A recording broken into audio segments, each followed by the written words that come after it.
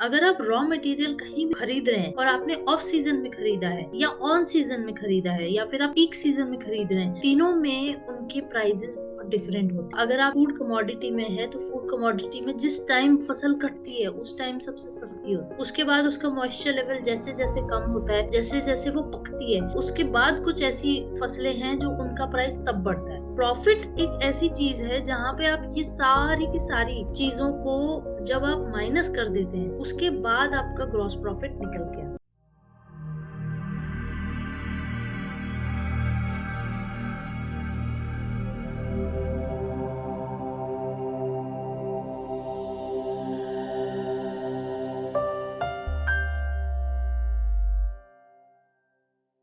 Brian करके एक बंदे हुए हैं एंड उन्होंने बड़े सिंपल तरीके से ये जो स्ट्रक्चर बनाया है मुझे बहुत इंटरेस्टिंग लगता है।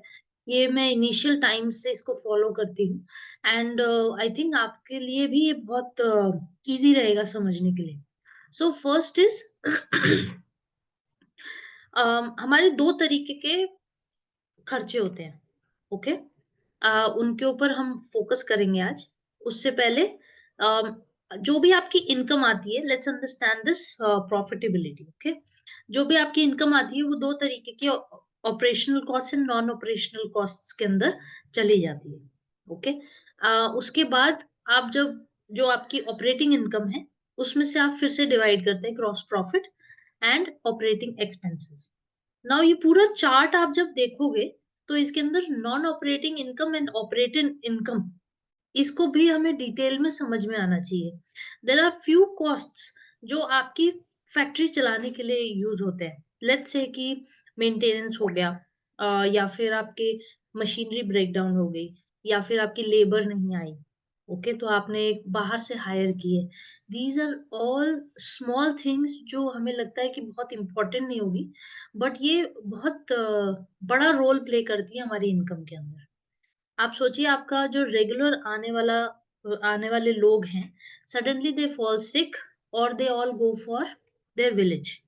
तो आप क्या करते हो? You find somebody on an urgent basis, या फिर अम, आपको अगर नहीं मिलता, आप ऐसी एरिया में है जहाँ पे बहुत सारे लोग नहीं रहते, तो उस एरिया के अंदर आपको कॉस्ट बढ़ानी पड़ती है आपकी लेबर के लिए, हायर करने के लिए। तो आपका वहाँ पे जो भी छोटी-मोटी इनकम हमारी जो बचती है on on the part of gross profit, वो वहाँ उस कॉस्ट में एक्सपेंसेस में चली जाती है and this is very common. ये one of those biggest problems है लेबर की, जो कि हम कुछ नहीं कर सकते जिसका, एंड ये कहीं ना कहीं हमें फेस करनी पड़ती है।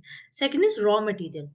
अगर आप रॉ मटेरियल कहीं भी खरीद रहे हैं और आपने ऑफ सीजन में खरीदा है या ऑन सीजन में खरीदा है या फिर आप पीक सीजन में खरीद रहे हैं, तीनों में उनके प्राइसेस बहुत डिफरेंट होते हैं।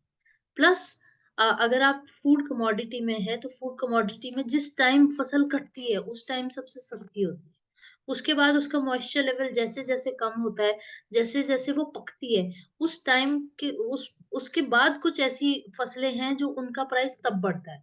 तो आप अगर टीवी देखते हैं तो उसमें किसान मंडी जरूर देखिए, देखा कीजिए। किसान टीवी जो है, that is very very very good on the basis of कि आप फार्मर साइड क्या हो रहा है, कितना इवोल्यूशन हो रहा है, इवन आपके एरिया में क्या हो रहा है, वो भी आपको वहां से थोड़ा थोड़ा पता चलता है।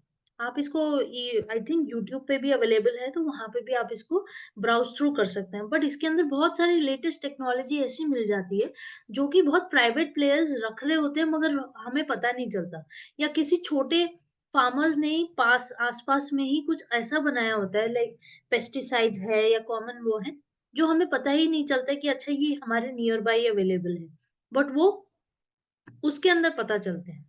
ओके। सो प्रॉफिट एक ऐसी चीज है जहां पे आप ये सारी की सारी चीजों को जब आप माइनस कर देते हैं उसके बाद आपका ग्रॉस प्रॉफिट निकल के आता है। ओके। यहाँ पे पिछली बार हमने एक चीज पढ़ी थी, COGS, COGS, which is cost of good sold. So cost of good sold is आपने जितना का सामान बनाया उसकी भी वर्थ है, राइट? आप उस पूरे सामान की जो वर्थ है उसमें से आपने कितने का बेचा, जब वो माइनस करते हैं वो बीच का जो बचता है, that is your gross profit. Okay. एक कंपनी के अंदर स्पेशली लेट्स से मिलेट्स की है, राइट? उसके अंदर आपके पास 3-4 तरीके के रेवेन्यूज़ हो सकते हैं, okay? One is your direct sales, जो आप डायरेक्ट सेल्स कर रहे हैं। लेट्स से आपकी फैक्ट्री में कोई आए, आपकी कुकीज़ की फैक्ट्री है, आपके पास लोग आए और आके आपसे बल्क में खरीद के ले गए। This is one type of B to B sales. Second sale is आप ये this is a B to C sale also, okay? कुछ लोग होते हैं अपने घर के लिए ले जाते हैं। इसमें क्या हुआ, आपका डेली का पैसा बना। कोई भी क्रेडिट नहीं है, कोई भी कुछ नहीं है, आपका डेली का पैसा बना, आप बना रहे हो, चला जा रहा है। इन्वेंटरी भी रखने का आपका खर्चा नहीं है। दूसरी स्ट्रीम ये आती है कि आप बोलते हो मैं कॉलेजेस के साथ टाई अप करके मैं उनको हैंड होल्डिंग देता हूँ और उनके पास प्रोडक्ट भी भेजता हूँ। तो कॉलेज वाले आपको दोनों चीज के पैसे देते हैं कि आप हैंड होल्डिंग उनको हेल्प कर रहे हैं, बच्चों को सिखाने में हेल्प कर रहे हैं, तो उसके भी हो सकता है आपके पास पैसे आए, प्लस आपके आपने जो प्रोडक्ट दिए उसके तो पैसे हैं। This is second type of side income. Third side income can be you are connected with organisations. आप उनके साथ जाके नॉन प्रॉफिट में कुछ काम कर रहे हैं, मगर वो लोग बोलते हैं क्योंकि आप एक कंसल्टेंट हैं, तो आपको एज अ कंपनी हम कंसल्टेंट फीस देते हैं। This is third type of revenue. So आप अपने बिजनेस से do not get stuck on only one side of income. Product based income is the it has to be on the top most, but उसके साथ साथ अगर side incomes open होती हैं, let's say आपके पास यूट्यूब चैनल है, आप उसमें कुकिंग शोज दिखाते हैं, but you charge for them, okay? आपने कुकिंग की वीडियोस बनाए which are free, but you say कि आज हम लोग एक सेशन रखने वाले हैं जिसके अंदर हम लोग सिर्फ मिलेट्स की ट्रेडिशनल रेसिपीज कैसे बनाते हैं, या सिर्फ आपके समझने के लिए डायबिटिक रेसिपीज कैसे बनाते हैं। अगर आप वो करते हैं तो दैट इज 299 399 का पूरे दिन का course online. That is another revenue, okay? So think in terms of कि आपकी क्या क्या स्ट्रीम्स हो सकती हैं, क्योंकि हो सकता है मार्केट जो है कभी भी सेम नहीं रहता फॉर एफएमसीजी। दिवाली के टाइम एकदम पीक पे जाता है, दिवाली के बाद डाउन आता है। क्यों? क्योंकि लोगों की स्पेंड खत्म हो जाती है, लोगों के पास पैसे नहीं होते। इवन खाना लैविश खाना में आता है, अगर मिलेट्स का आप बोले तो वो स्पेंड नहीं करते उसके अंदर, आपकी मार्केटिंग कॉस्ट बढ़ती है उसमें। तो ये आपको बहुत स्ट्रेटेजिकली सोचना पड़ेगा कि कौन से मंथ में, मंथ ऑन मंथ आपका किस तरीके से चेंजेस आ रहे हैं। आपको ये 3 इयर्स बेसिक लग जाता है ये समझने के लिए कि अगले महीने हमें क्या क्या करना होगा to to get more sales, more people. कैक वैल्यू कैसे बढ़ेगी? कैक वैल्यू होती है कस्टमर एक्विजिशन कॉस्ट, मतलब एक कस्टमर को आपके पास खरीदने के लिए लाने तक की जो कॉस्ट है उसको कैक वैल्यू कहते हैं, CAC वैल्यू, ओके? सो ये सारी ही आपकी प्रॉफिट को हिंडर करेगा। नाउ हम ऑपरेटिंग कॉस्ट की बात कर रहे हैं, जहां पे ऑपरेटिंग कॉस्ट आती है, जहां हम सेल्स, मार्केटिंग, एडमिनिस्ट्रेशन का मतलब है आपका पानी वाला आया, पानी, चाय, दूध, दही, जितने भी आपका लोग हैं अम, आपसे मिलने आ रहे हैं, उनकी चाय, नाश्ता, पानी, प्लस आपका क्लेanलीनेस रखने का खर्चा, वो सारा एडमिन कॉस्ट में आता है। देन रिसर्च एंड डेवलपमेंट, अब आप प्रोडक्ट को हमेशा डेवलप करते रहेंगे। इमेजिन कीजिए मैं आपको एक एग्जांपल देती हूँ। 5 इयर्स पहले मैं जयपुर गई थी, एंड जयपुर के अंदर उस टाइम पे मैं मिलेट्स पे बात कर रही थी, बट और कोई भी नहीं कर रहा था। जयपुर के अंदर एक होता है नमकीन फेस्टिवल, ये पूरे इंडिया में होता है, उस टाइम मगर जयपुर में हुआ था। तो जब मैं जयपुर गई तो आई टोल्ड देम कि मैं मिलेट्स में काम कर रही हूँ, एंड मेरा ऐसा आई हैव दिस पैशन कि मैं मिलेट्स को और नॉर्मल नमकीन्स एंड सबके अंदर लेके आऊं, कुकीज के अंदर लाऊं। सो दे टोल्ड मी, अरे मैम ये तो आपने बिल्कुल जिस पे हम रिसर्च कर रहे हैं उसी पे टॉपिक पे आपने बात करी है। And it was so interesting, they actually showed me a product जिसकी पैकेजिंग वैकेजिंग सब रेडी थी। 5 years back I am talking about Bikaji, Bikano. अभी आप जो उनकी मिलेट नमकीन देखते हैं, मिलेट भुजिया या जो भी उन्होंने लॉन्च की है नहीं की, आई डोंट नो, बट वो उस टाइम तक प्रोडक्ट रेडी था। That means and they are like ma'am हम 10 साल से इसके ऊपर काम कर रहे हैं. It's not a new concept for us. So they have invested for future and research and development of the product जो उनको ये भी नहीं पता था कि ये आएगा या नहीं आएगा. Okay. So you have to understand कि आप इनोवेशन करना बहुत जरूरी है. You have to stay ahead of everybody. Depreciation of course आपकी मशीनरी या आपका जो भी कॉस्टिंग आती है सब चीज का डेप्रिसिएशन होता है.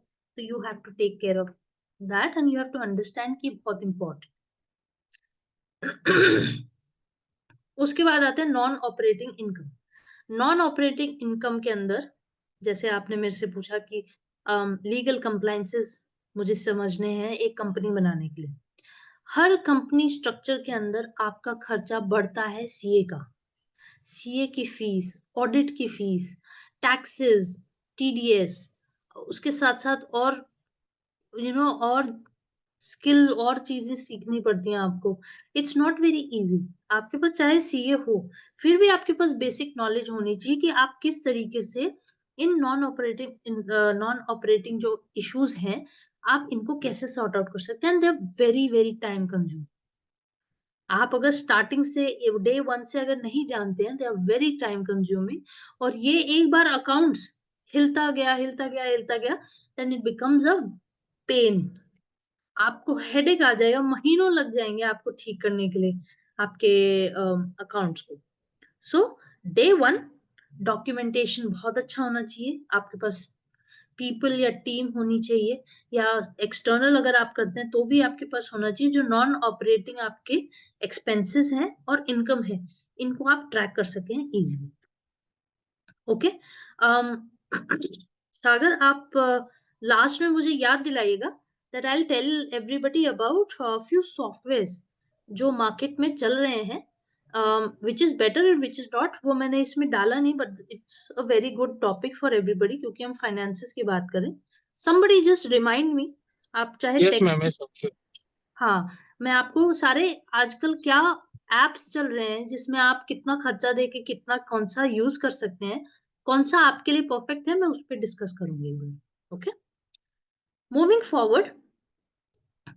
ओके. जैसे हमने बात करी कुछ कैपिटल एक्सपेंसेस है और कुछ ऑपरेशनल एक्सपेंसेस हैं. तो कैपिटल एक्सपेंस को कैपेक्स कहते हैं एंड ऑपरेशनल को ओपेक्स कहते हैं. ओके. कैपिटल के अंदर लॉन्ग टर्म इन्वेस्टमेंट्स हो सकते हैं. हो सकता है आपने मशीनरी खरीदी हो या फिर आपने लॉन्ग टर्म के अंदर आपने इक्विपमेंट्स खरीदे हो, गाड़ी खरीदी हो, ट्रक खरीदा हो. ये सारे के सारे आपके कैपेक्स के अंदर आते हैं. वहीं ओपेक्स का मतलब होता है जो दिन के खर्चे होते हैं जैसे कि चाय पानी नाश्ता, चालान बनाना, वेजेस देना, रेंट देना. ये सारे आपके ऑपरेशनल कॉस्ट है. ओके.